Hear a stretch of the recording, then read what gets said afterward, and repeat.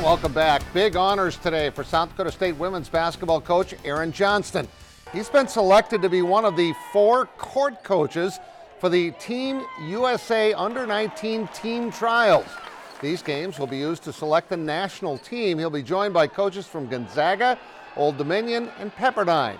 The games take place at the Olympic Training Center in Colorado Springs. AJ, of course, has a career record of .469 and .156. That's 75% in 19 seasons. His Jacks made the Sweet 16 this past March.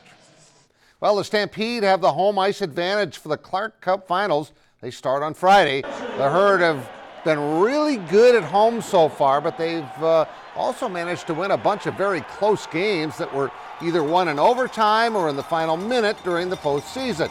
In fact, they've only lost once during the playoffs. We had a great crowd the other night. It was a loud crowd. It does gather steam here as we go along. I just like the fact we're starting at home. I like the fact we have the 5th game at home.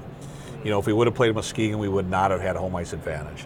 So for us, that's huge. I mean, we're ecstatic. This weekend's going to be something else. We've been looking forward to this moment this whole year. These fans are insane. Coming onto the ice last weekend against Tri-City, I don't know what that was, 6,000 to 7,000 was here, was insane. And just to play in front of that, it's such an advantage. So if we had something like that, even more, that'd be just electric. Well, home ice in the playoffs is always a very good thing, regardless of what we've seen in the Stanley Cup playoffs, especially when a team plays with such a high level of confidence like the Herd do on their home ice. That 5th and final game, as Scott said, would be a week from Tuesday if necessary. And again, here's a look at when the games are, because it has changed from when it first came out. Game 2 is Sunday at 5:05. Then it's Friday, Saturday at Chicago, and the following Tuesday at the Premier Center. The Augustana softball team has been crushing the ball all season. They are 3rd in the nation with a .357 batting average. But when you head to a regional tournament like the Vikings are Thursday in Winona, it's certainly the pitching that makes the difference. And Greta Milstead feels she's got the staff that can go far into the postseason. And it's very deep, too. Our pitchers this year have been fantastic.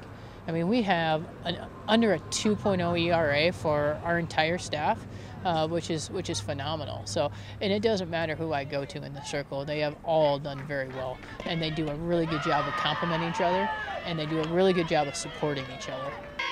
You don't win 51 games without having good pitching, and we've seen it year after year in the region tournament. The team with the hot pitcher usually advances. Here's a look. Augustana will play their first game on Thursday at 4:30 at Winona against Missouri Western. That's one of 2 regional tournaments going on at the same time.